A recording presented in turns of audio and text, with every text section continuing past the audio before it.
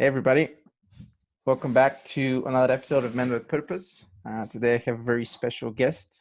His name is Lucas Krump. So he is the co-founder and CEO of a company called Evryman. Evryman is a men's wellness organization which hosts men's circles both online and offline, as well as retreats across the US to support men's emotional and mental health. Lucas, thanks very much for being on the show. Yeah, Pat, thanks for reaching out. Likewise. I like to start these podcasts with just taking a deep breath and checking in to see what's present for you. Yeah, Lucas checking in.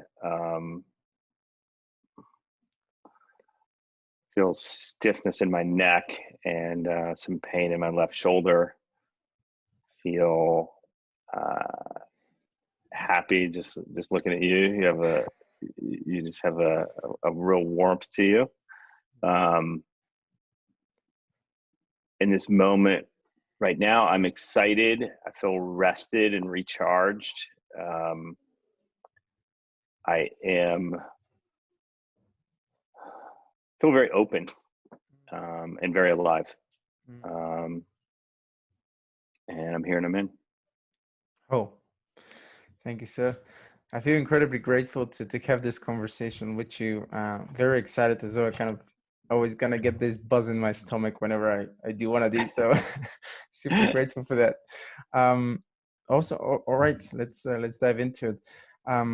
So we're going to be talking about Evryman, what it is, how you started it. Before we get to that, could you maybe tell people who aren't familiar with your background a little bit about how you started, what were you doing before you kind of got into involved with Evryman and men's mental health and men's work, et cetera, et cetera? Yeah. As I mentioned before, my name is Lucas Krump. I grew up in Kansas, which is in the middle of America. Growing up, my father mental disability. He was actually bipolar. And so very early on, I was exposed to, the challenges that men deal with around mental health, and certainly had some turmoil in my upbringing, as a young child, which impacted me. Fast forward, Jesuit school. That was really the first introduction and opportunity that I had to do retreats and activities on a deeper level with men, because it was part of my high school curriculum. Wow. And so that, I think, gave me a foundation for I don't think I knew at the time. I don't think I valued that experience at the time. I knew I connected with it, and I knew that I looked forward to opportunities to go on those retreats and have deeper conversations with my classmates. For others, it was a Jesuit school, and a real part of the Jesuit education is around service. And now, at the time, as a high school kid growing up in Kansas, dealing with a lot of, coming of age in my own right, I don't think I valued and was able to really appreciate and put those pieces together and know the benefits that they were providing me. But as I look back now to where I am today, they were incredibly instrumental in who I am in the world in this moment. After high school, I went to college and then decided to leave Kansas. I always like to say, if you grow up in Kansas, one of the things you might want to do is leave.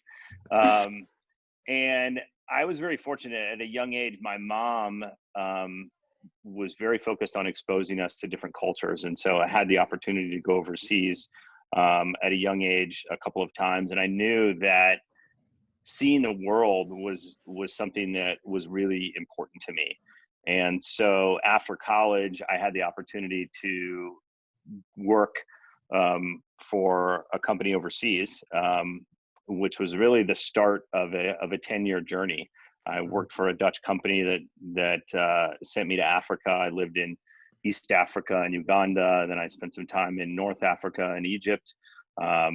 Traveled the Caribbean, and also did more work in the Middle East before moving to Thailand. Wow. And actually spent 5 years in Thailand, a number of years of which were heavily focused on working in India. So I would travel to India very frequently. And then after leaving Thailand, I moved to Singapore, and I spent 3 years in Singapore. Wow. And so all of my 20s was abroad. I was on this grand adventure, which an outsider would look at that and think, "Wow, that's amazing." And it was very much an amazing experience, and taught me so much about life, and about people. At the same time, unconsciously, I was running away from a lot of the things in my past that I didn't want to deal with. Mm.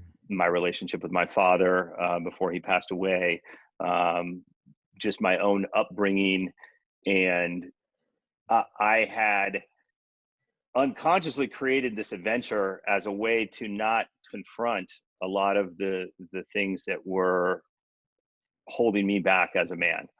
Mm. So yes, it was incredible to travel the world and to, have adventures and experiences that I never could have imagined. Mhm. At the same time, it was also very lonely, and I was hurting inside. Mm. And one of the things that I figured out how to do was disconnect my head and my heart. Um, Mm. you know, I can remember a moment living in Bangkok, Thailand, um, and a densely populated city in Southeast Asia, full of stimulation and everything, just feeling so alone and isolated, but not being able to really communicate that. I didn't have the words, I didn't have the language, and I also didn't feel like I had the empathy from other people, because they were looking at my life through their lens, and they were Mm. saying, "Wow, that's amazing, you're having this incredible adventure. What's not to like? You go to you go to Yeah. the beach every weekend, Wow. you're in Sri Lanka and all these other amazing places." And it was hard. That was a very difficult thing to accept and understand. And so what I trained myself to do was really disconnect my head, my heart. And you know, alcohol, drugs, women, all of those things certainly help, um, for a period of time, Mm. but they're not actually getting at the root cause. And so, um, in my late 20s, I really started to not. I the coping became somewhat unbearable. Mm. Um, my grandmother passed away, then my grandfather passed away, and then shortly after that, my father passed away. And those were real moments for me. Looking back on those moments, they were moments that I should have processed and understood more what they meant for me, but I was so disconnected from myself that I didn't have the ability to actually process those events in my life. And so as I look back on that time overseas, yes, it was amazing. And that's a chapter that I'm very proud of. But at the same time, I don't I don't feel like I was really living. I don't feel like I got the full benefit of that experience, because I wasn't connected with myself. And I wasn't able to really fully extract the beauty and the joy of what that Mm. period of what that time in my life meant to me. Mm. Um, Eventually, I moved back to New York City, or I moved back to the United States, and made the decision to move to New York City. And it was very interesting moving to New York City at 32 years old.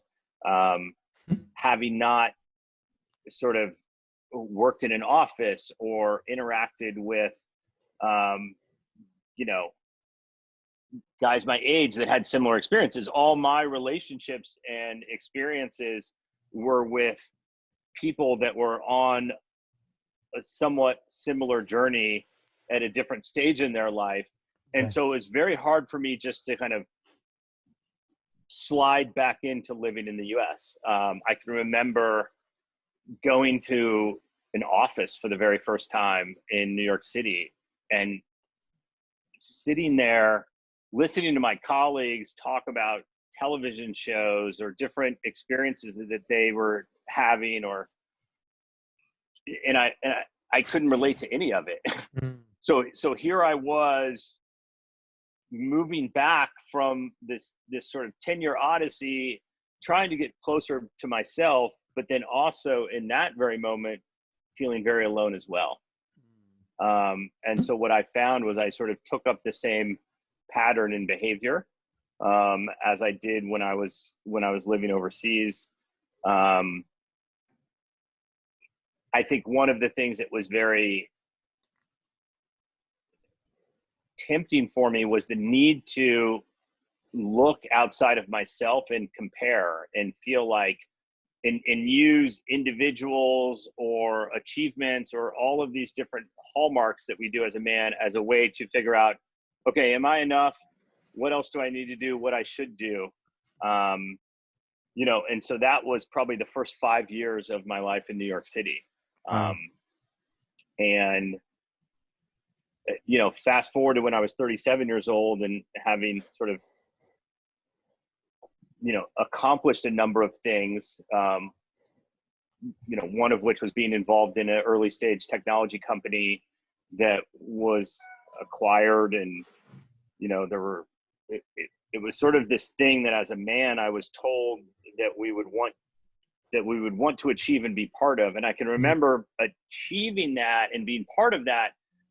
And at the same time, not feeling like it didn't bring me the joy that I was told that it would.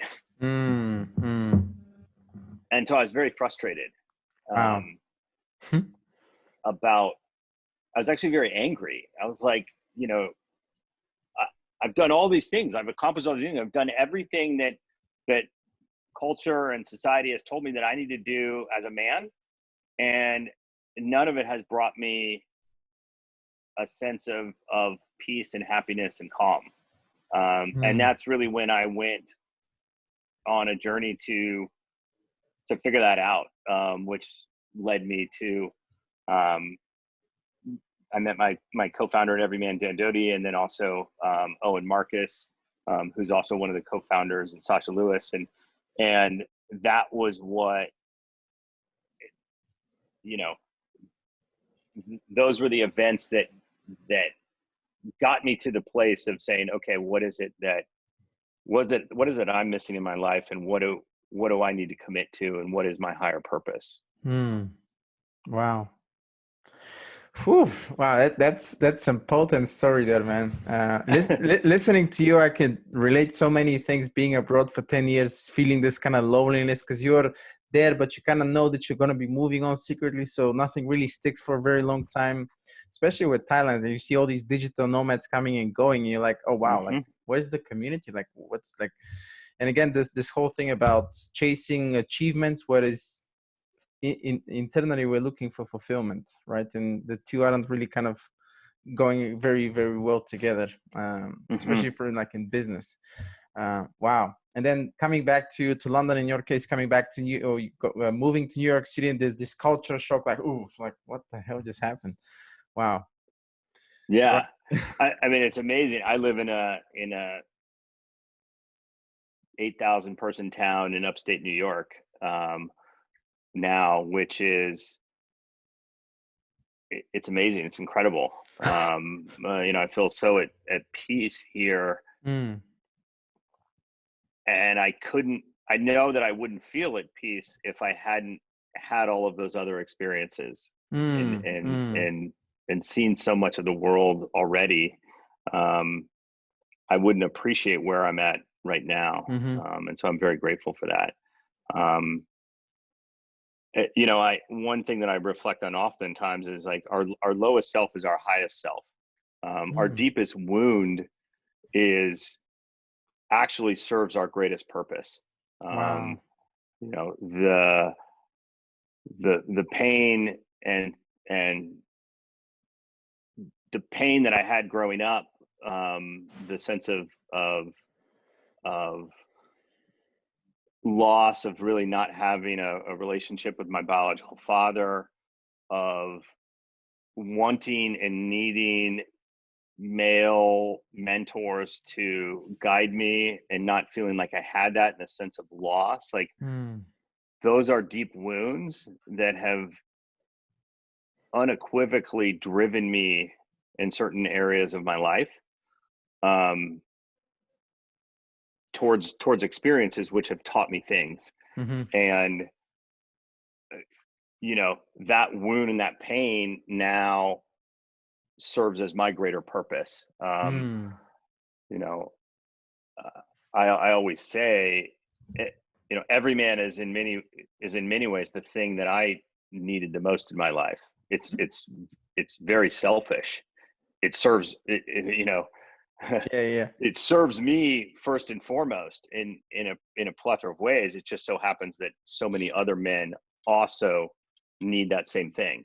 Mm-hmm. Um, and it's very humbling to be able to do this work and to be able to have gotten to a place in my own life where I can understand those wounds Mm.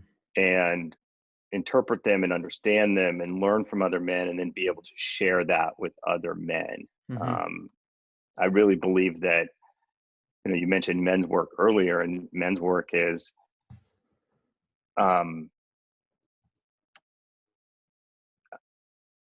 I think, to be able to serve, we have to first be able to serve ourselves, and we first have to be able to understand what is our wound, Mm.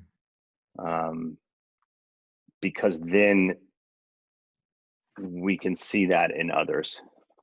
Wow. Oh, booyakasha. That was deep, man. Uh, That was no, deep too. What was that like? That was like booyakasha. I mean, I don't think I've ever heard that term used in like in real life. really? That was dope. Could you do that again? Like, I want another one Booyakasha. of. Yeah, thank you. I actually, yeah, I think I can't remember who I heard this from, but sometimes I just kind of spontaneous whenever I heard this, like like a mini explosion, like a someone like dropping a value bomb like this. I just can't help myself. Wow. And I think a lot of people actually right now, whenever the interview airs, are listening to you right now. And they're probably, because the more personal something is, chances are the more universal it is. So there's probably wounds in there that other men could probably relate to, but are quite confused. I think a lot of that actually comes from this the relationship with the father, and that's being like a very, very wounded relationship, I would say. At least from what I. I think it's prevalent, but we all have wounds. Mm, As human beings, we all have wounds. At some mm, point in our, uh, from the moment of birth to, you know, adolescence and growing up, events, things happen to us mm, that cause trauma. They're violations of norms or relationships or things that we've had, and we as human beings interpret those differently. They impact us in different ways. mm, And so I think it's very easy for men, because it's something that we do, but I would also say for all humans, to judge our own wounds against other people's wounds. mm, And that is a very dangerous game, mm, because your experience is your experience. I don't care if, you know, you didn't get an ice cream cone when you were 7. Like, if there was an expectation or a relationship that was created around that ice cream cone and it wasn't meant, mm-hmm, you know, that impacts you in the same way that, you know, my father hit me when I was a mm-hmm, kid. mm-hmm, Like, mm-hmm, there's no comparison. I see what you're saying. It makes a lot of sense when I think about it. Actually, I've had similar conversations to other people to say, look, if I'm having a pain, it's kind of a similar experience to you. It like it's the two aren't really comparable. They're not really on par with each other because you don't know how that affected me, what I felt, etc., etc. The experience may sound the same, but the wound or the trauma, like you said, could be very different.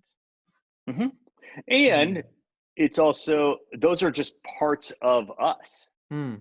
Mm. Like those wounds are what make me uniquely me Yeah. and what make you uniquely you. Mm. They're Hmm. actually our greatest lessons. I Mm. always ask, how does it serve you? Wow. Okay, these are big things that I think big topics that I think people will be like, how do I approach this? And what would you say to a man like this? Because similar to me, I'm sure that a lot of other people are gonna have like wow aha moments. Like if I have a wound, how do I start making sense of it or make peace with it? Especially for men, because we kind of have that experience personally. Yeah, I think as men, we we get to a point where things just don't work anymore. One of our core Mm. themes in this really comes from my co-founder Owen Marcus, he's been working with men for almost 40 years. Um, Wow. we it's important to meet men where they're at. Like Mm. we eventually, our way of being, our way of coping, our relationship with those wounds gets to be unsustainable, unbearable, too uncomfortable. Mm. And when that happens is when, you know, one is ready to begin to develop a relationship with that wound, Mm. which allows them to seek healing and growth. Um, but you have to get there yourself. I mean, my fiance's friends always ask me, like, "Oh, can you tell my husband about Everyman?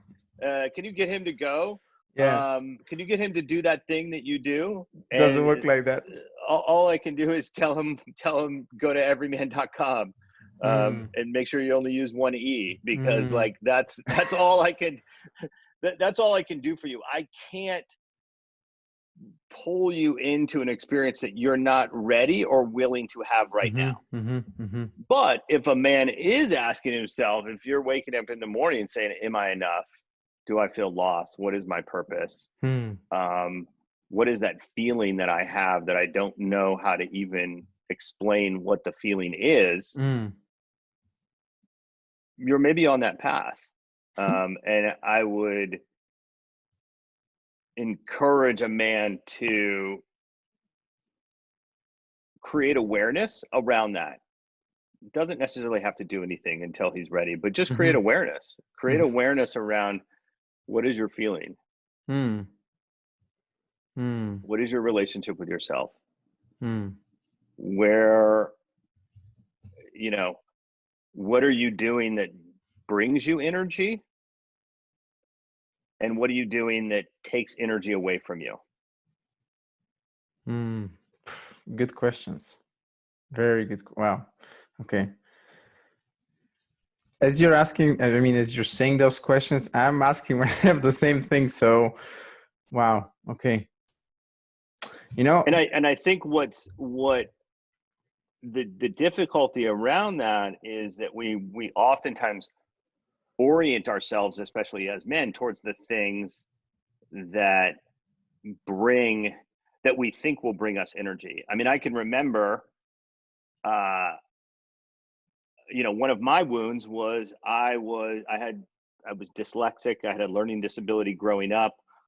School was, you know, school was like climbing Mount Everest without shoes on. It was it was one of the most difficult things in my life. And it was also one of my, it also created a ridiculous amount of shame for me. Um, and, fast forward, that wound drove me to live and work overseas, to go to business school, to, join in, an early stage tech company. And ultimately I was, at one point I was global vice president of a Fortune 100 company, making more money than I ever thought I would as a kid growing up in Kansas, Hmm. thinking that that was going to be the thing that was going to fill me up. Hmm. And I can remember sitting in my office just being like, this is terrible. Like, I don't want to be Hmm. doing this. But you know, I can't tell you that the stove is hot. You have to touch it for yourself. Hmm. Hmm. I'm with you. I'm with you on this. It's difficult, oftentimes it's maybe a little bit paradoxical, but the men that need it the most aren't really aware of that they need something like this. Maybe they're triggered by their shadow, or there's something else. They're kind of projecting their own wounds, their own fears, their own limitations, perhaps.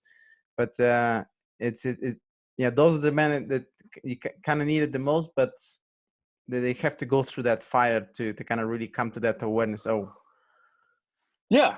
I mean, one of my spiritual teachers, I was with him recently, you know, he was talking to me about how we all have to go on our own hero's journey.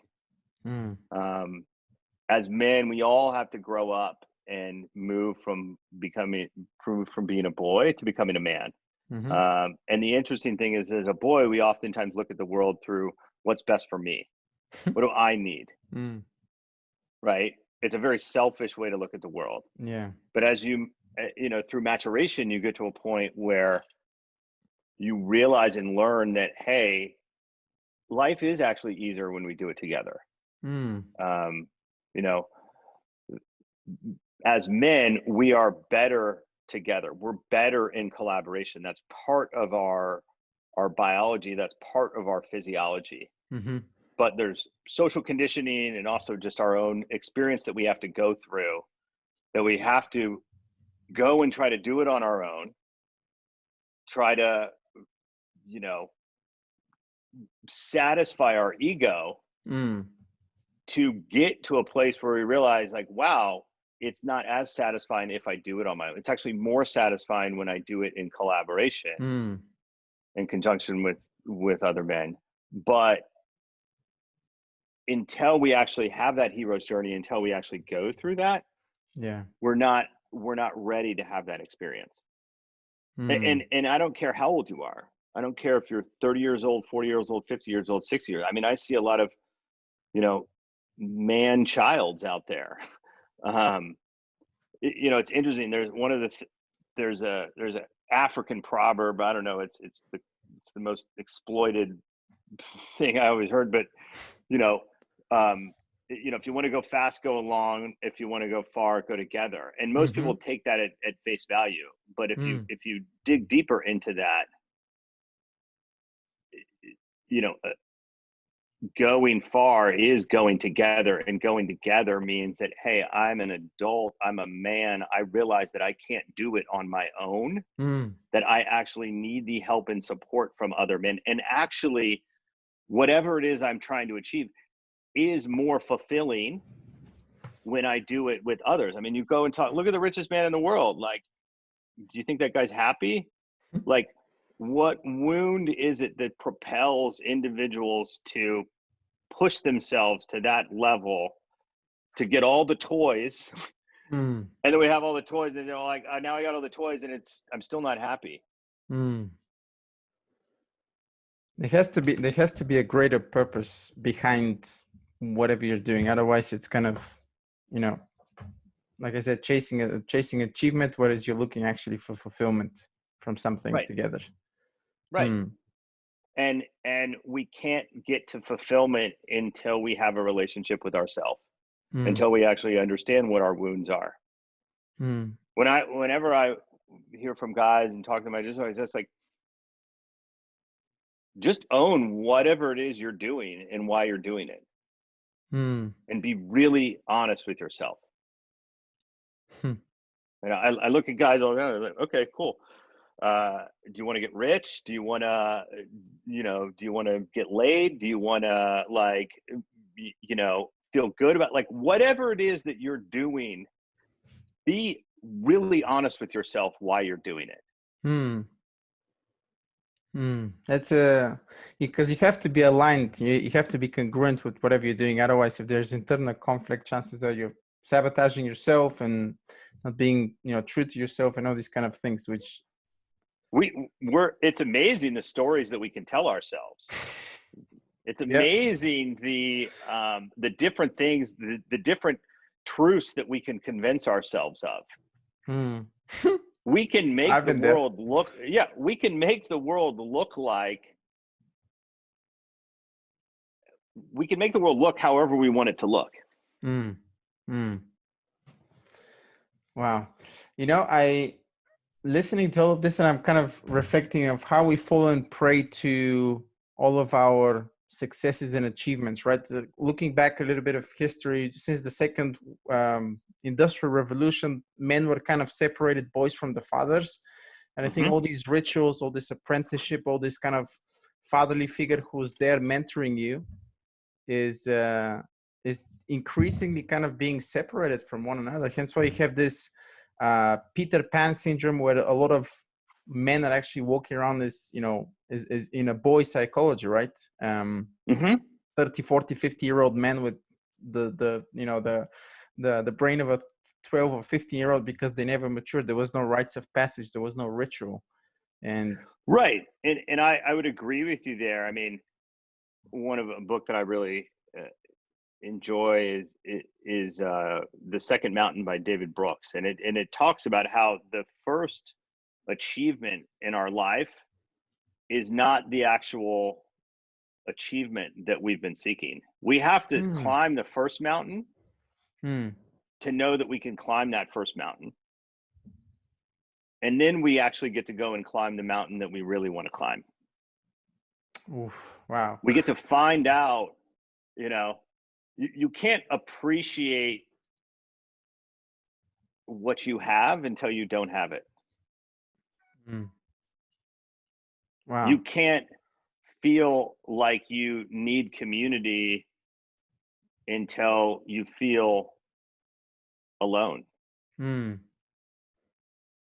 hmm, Without those experiences, we can't really connect and appreciate what we want hmm, in life, what actually brings us joy and fulfillment and happiness. hmm. And these are just observations. Look, I haven't figured it out for my own self. I'm on that same Of journey as course, well. everybody's on the same Um, journey. Yeah.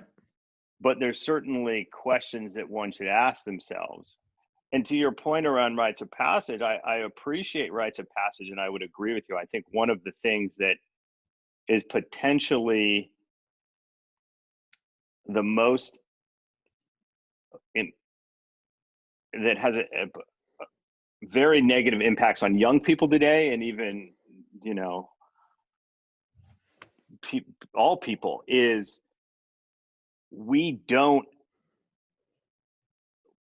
we don't have relationships with our elders. Hmm, We're not tapping into the wisdom and experience of people around us, hmm, of men in our community. You know, to your point, it's only, less than 200 years ago, we were living in tribes and communities that were deeply dependent on individuals within those communities, hmm, right? It's hmm, only, post-industrial revolution where we've become more individualized and independent in our focus.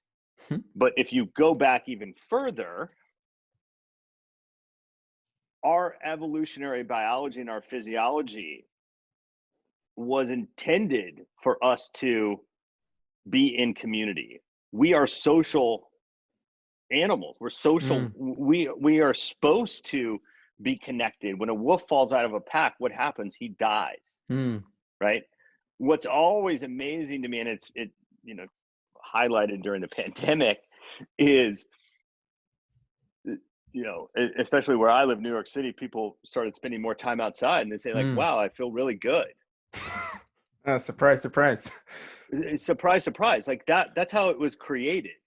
Mm, Like that is, uh, you know, that's how we are supposed to be. mm, We try so hard to defy our physiology and our biology, mm, and we're surprised that that there's all these statistics about men and how and all the negative impacts on men, and is it surprising? We're not living how we were intended to be living. We're not experiencing life how it was intended to be experienced. mm. Well, to your point, maybe a couple of months ago, I watched The Social Dilemma, and Hmm. one of the kind of the main narrators there were saying, here's you with your monkey brain, and then opposite you, checking your phone, for example, is like a super sophisticated computer which is feeding you a lot of like dopamine hits, etc., etc., and just kind of manipulating your brain, your physiology, which is not going to really evolve at the pace and the speed the AI computers are evolving algorithms. So there is really a lot of wisdom that's been lost, A, from elders, and B, to kind of coming a little bit back into your body, this whole kind of embodiment work, going into the wilderness. I think there's like wilderness therapy now. Hmm.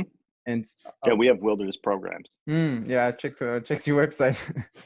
um, and people like surprised, like, I mean, even me, I'm saying all these things not to kind of brag or anything. I'm, like I said, I'm also on my own journey, but it's coming back to your point about what you were saying. You have to kind of climb the first mountain to walk to it. No problem.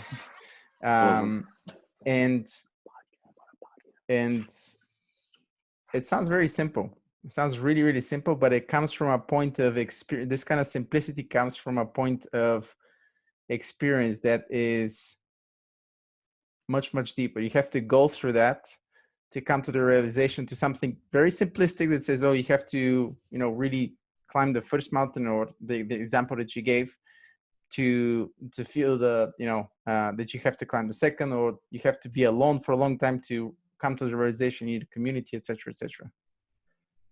Yeah, I always I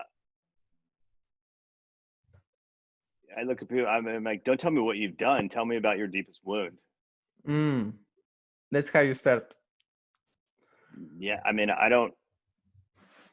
What's fascinating, especially in this work, is for men, it's oftentimes much easier for us to want to try to fix other people before we fix ourselves. Yeah, we're very good at this, right? Just giving solutions and like, you should do this and Yeah, and like, dude. yeah. But there's something about experience. Mm, mm, yeah. And I appreciate and I honor every man's experience, Mm, but I do believe that there needs to be a certain level of life experience that mm, has been experienced before we can begin to then take that collective knowledge of that experience and share it with others in a purposeful and intentional way mm-hmm, mm-hmm, that is truly coming from a place of service and not from a place of how am I trying to serve my ego or make money or do something else. mm-hmm, mm-hmm. Yeah, um, touche to you that. know our ego, our shadow, like it can be very, very deceiving. It can be very seductive. It can be very complex. Mm, um, mm, and I, for one, certainly don't have it all figured out. um, but there is a consciousness around if I go to my deepest place and be really authentic and honest with myself, like, what is it? What am I doing? Like, am I serving my ego? Like, and there's nothing wrong with that. Mm. But, but when we're not honest with ourselves and we're not owning those parts of ourselves, we're not living our lives from our true authentic self. Mm. Mm. And if we're not doing that, then energetically life isn't going to attract the people, the community, the interactions, the experiences that bring us true joy and fulfillment. Mm. You know, one of the things I see a lot of times in relationships with men is, you hear the concept opposites attract. Opposites do attract. We unconsciously call in a person that offers us the greatest amount of healing. Mm. We call in a person that has something that we don't have because we want that. We need that in our life, right? Mm. But we oftentimes don't have the capacity to stay in the discomfort of experiencing relationship with that person and then being able to learn from it and grow into it. Because what will happen is, you know, I'm a very disorganized person. I call in a very organized person. Wow, that organized person actually drives me crazy. And my initial gut reaction, the one that keeps me safe, is going to tell me, oh, run away. Run away. That's uncomfortable to have to be confronted with my wound or my weakness. And Mm. so I run away. Wow. If we get to a place of consciousness where we know, like, wow, that reaction is just trying to keep me safe. Mm-hmm. It's trying to actually keep me safe and comfortable exactly where I am. Hmm. It doesn't want me to grow, because growing, stepping into an uncomfortable place, is uncomfortable. Yeah. And that instinct that sits within inside ourselves doesn't know the difference if you know, your partner wants you to, you know, make sure that you put your shoes away correctly every day, or if that's a tiger that's about to attack you and kill you. We don't, our biology isn't evolved enough to know the difference. All we know Yeah. is, wow, that experience is very uncomfortable. Mm-hmm. So how do I consciously make a decision to override that gut reaction in pursuit of my own healing and growth, and sit with that and lean into that? Wow. Dude, I'm listening to you and I'm just like being hypnotized. I'm just like you're pinpointing every single like how to say. I mean, everything makes so much sense right now, but comes from this kind of point of depth where obviously you're walking the talk, you're talking the talk, walking the walk and talking the talk. But I'm just having like my mind is being blown multiple times just listening to you. It's such a counterintuitive thing, but it makes so much sense. So much sense. I never thought about it that way, that what is actually trying to quote unquote save you is actually wanting you to stay the same. But it's trying to protect you. Yeah, trying to protect you. Yeah, yeah. So there is no Right. growth. So essentially we are being presented with lessons which are gift wrapped in something that perhaps we don't like, but is gonna get us to that next level. How does it serve you? You know, it's always fascinating when people to me are surprised about things that happen to them. Like, consciously or unconsciously, like, we create everything that happens to us in our lives. Mm. We have the capacity and the ability to, you know, obviously there's individuals have physical limitations and things of that nature, which you know, are understandable, but for the most part, we are in full control. Mm. Mm. consciously or subconsciously. Mm-hmm. Wow. Yeah, getting to this point of acknowledging all these things, acknowledging the shadow, the traumas, the wounds that you said, really requires you doing a lot of inner work on yourself, right? Yeah, I'd say Mm-hmm. inner work for sure. But it also just requires a lot of living. Mm. There is no other way around it, just pure experience. Mm.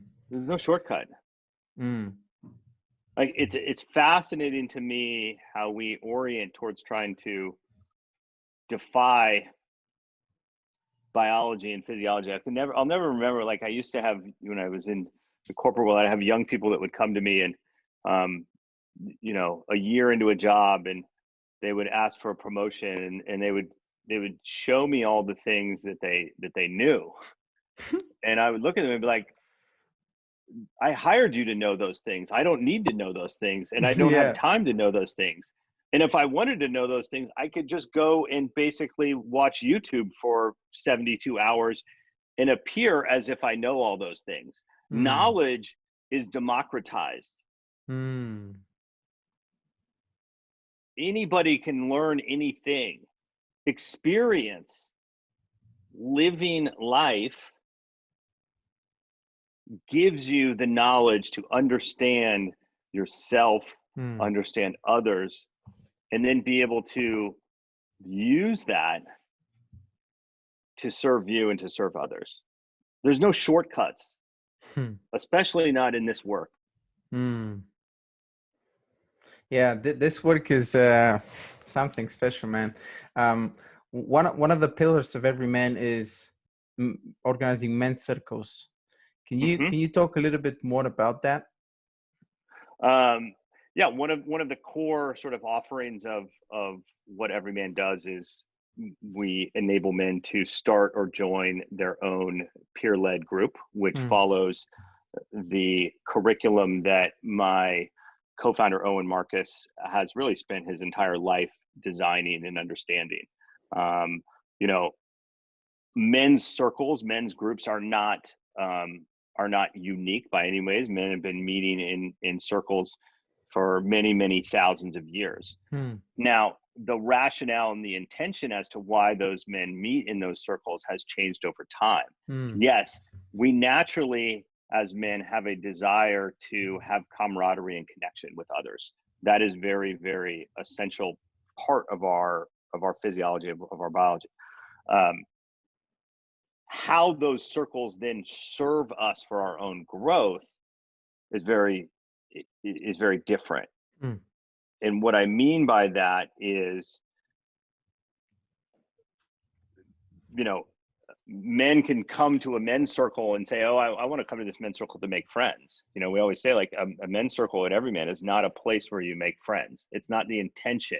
Mm. Yes, making friends, very good friends, lifelong friends, brothers, is a byproduct of that. Mm-hmm. But participating in a men's group, in an Everyman group, is first and foremost a a individualized need and want that you participate in as part of a community. It's almost like doing yoga. Yoga's fine. I can do it at home with myself, but yoga is a deeper, more richer experience when I practice it with others. Mm. Mm. I'm with you. And when we approach our relationship with a group, especially in our case, an Everyman group, the the action is, how do I serve myself? How do I serve the group? Mm-hmm. Mm-hmm. Okay. Wow. Um, there is a lot of there's a lot of stigma around men, and this all these kind of terms being thrown around: toxic masculinity, men sharing feelings is somewhat dysfunctional. I don't know who's coming up with these terms, but I mean, society and culture, we've been conditioned to think that this is somehow a bad thing. And I think this work actually begins to kind of peel the layers of the onion and actually say that it's okay to show feelings. You are also a human being. keeping them inside of you could really have very, very dangerous consequences. Yeah, what do you make of all these things that are being thrown around right now? Toxic masculinity and uh, being manly somehow is a bad thing, or kind of sharing emotions and sitting with other men. I don't know. I honestly, like, one, I think it's all bullshit, and two, I don't spend a lot of time thinking about it. Like, Okay, it's yeah. like I don't even, like, people ask me what toxic masculinity, like, I don't know.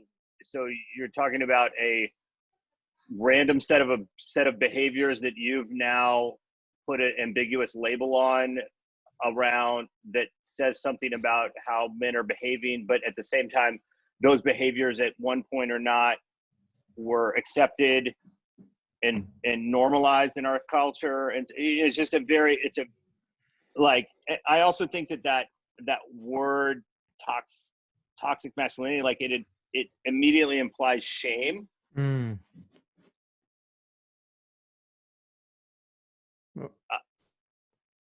If I look at some of the broad sort of themes of toxic masculinity, I can look back and be like, well, I've watched Mad Men. Like, some of those things were acceptable back then. Nobody had any. I mean, I can open a book. I can open a magazine from 1950s, and you can read some articles that you would say that was the norm, Yeah. right? What's happening in our culture is we're evolving, and I think we do need to look inwards at ourselves and figure out how we're behaving. But I don't have a definition for toxic masculinity. I don't really know what that is. Me neither. Um, what I would say around,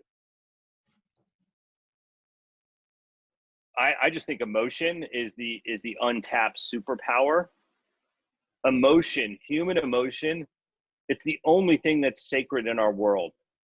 It's the Mm. only thing that's sacred in our human existence in this day and age. We've got robots that can fix cars and fly planes and do all kinds of things. We've got, and they can do some of those things better than humans. We've got, self-driving cars. We've got AI that can think for us and make decisions for us. But the only thing that all of that um, evolution hasn't figured out how to do is feel. Wow. And every single day, the more we disassociate and repress how we feel, Mm. that superpower that shines less and less and less, Mm. to the point where, wow, like, the only thing that actually makes me uniquely human, my ability to feel, doesn't exist within me.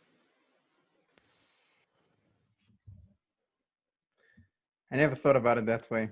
I think I keep saying this a lot in this interview, but you're really giving me a lot of things to think about, especially giving that extra perspective.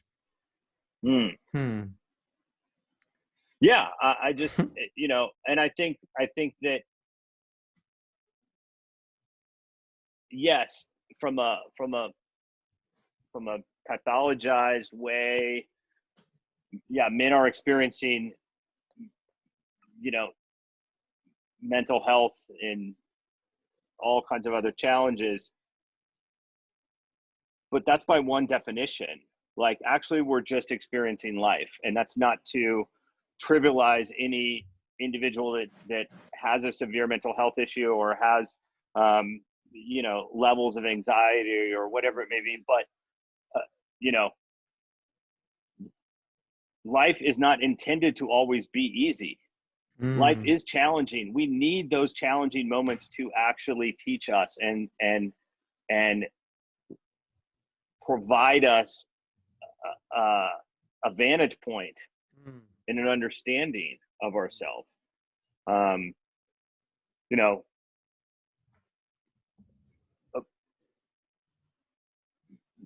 forget the word, but emotion is just the Latin word for emotion is just energy in motion. Mm, mm, So we have energy in our body that we've decided to put a label on that tells us how that feels. Like if you had a feeling in your body that you associated with sadness, mm-hmm, but then one day I came in and I said, no, you're gonna actually associate that with joy. mm-hmm, And if that was the dominant trait, then that feeling would be joy. It's just energy. mm-hmm, It's energy that flows through our body. And we don't oftentimes allow it to flow through our body because it's intimidating, it's scary, we don't know how to process it, it's overwhelming, nobody's mm, taught us how to do it. mm, So what do? We have a brain. We can figure out how to cap it. We can figure out how to repress it. Repressed emotion is depression.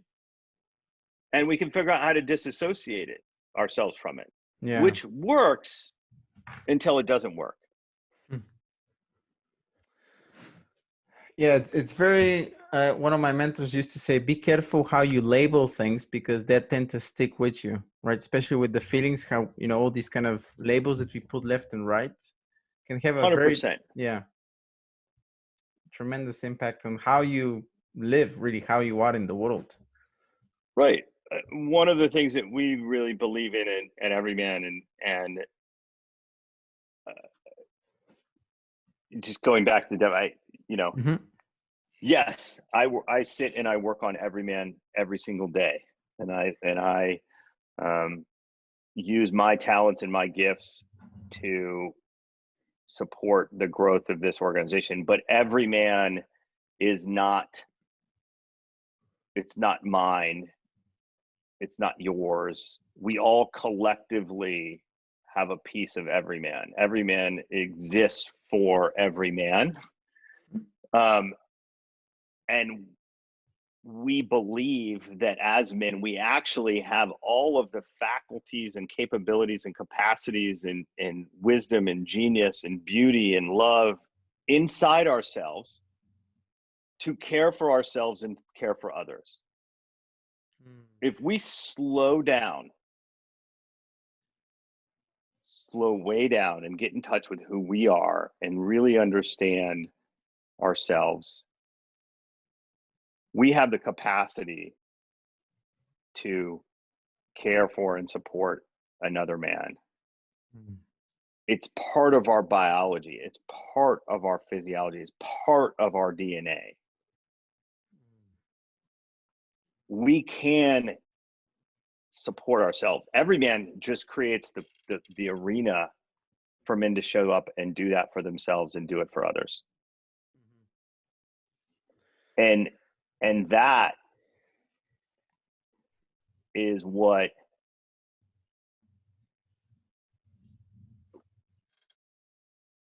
that is what the world needs. The problems of the future are problems that we will have created within ourselves as humans because we've run away from who we are, and we've tried to outsource our solutions to technology or some other, people tell me about the newest, mental health chat bot. It's like, what are you talking What? about? Yeah. Mm. But that's just my opinion, and there's a lot of organizations out there doing a lot of great work. And if men find Everyman, then awesome. And if they find,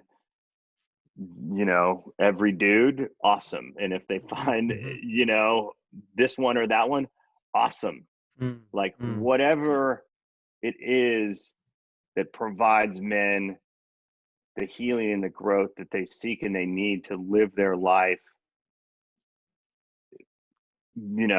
happier and healthier in service and in alignment with their purpose and their community, I'm for. Amen to that. Amen to that. I really think this is one of the most, if not the most, like important single piece of work that men should be doing, collective, individually, and also collectively as human beings, as a species, to have a brighter future, as corny as this sounds? Well, we have to. What we sometimes don't realize is service is the greatest gift that we've been given.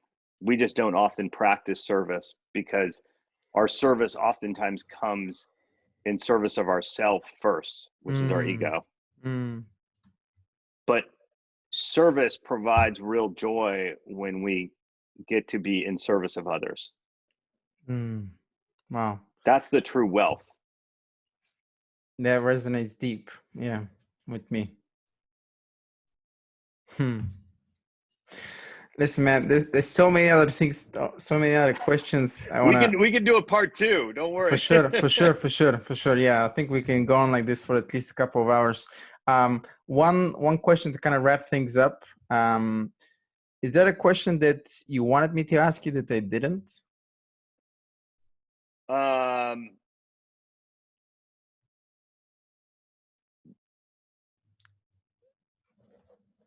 No. I mean, I'm curious about you, and unfortunately, I don't have the time to get into that. But Mm, no, I just want to recognize and honor you for following what appears to, what seems to be your purpose. mm, And having the courage to put yourself out there and seek out men like myself and others to learn and grow from. yes, sir. And that's beautiful, and I really respect that. And I just want to honor that in you. Thank you, sir. The light in me honors the light in you as well. Thanks very much for that. All right, folks. Unfortunately, we don't have that much time. Please go check Lucas Evryman. I think they have they're doing amazing work with this. I'll put all the links in the show notes afterwards. If Yeah, people drop want, it in every Tuesday night, 8 to 9:15 Eastern. We have a community call. You can sign up on the website. It's free to anyone. We also do daily guided drop-in groups that are guided by our facilitation team. We train. We have a training and certification program, and we also have tons of other resources for just men looking to join groups and be part of a community. You can do that online or in person. Yeah, we're here. When you're ready, we're here. Nice. And this is everymanwith1e.com. Correct. 1E. Okay, gotcha. All right, folks. Unfortunately, we don't have any more time, but as you can see, we can spend quite a few hours talking about this. Probably we're going to do a part 2 for sure. I hope you've enjoyed this podcast. Please go check Everyman. Go check what they're doing. I think it's a great message, and I will see you in the next one. Thank you. Peace.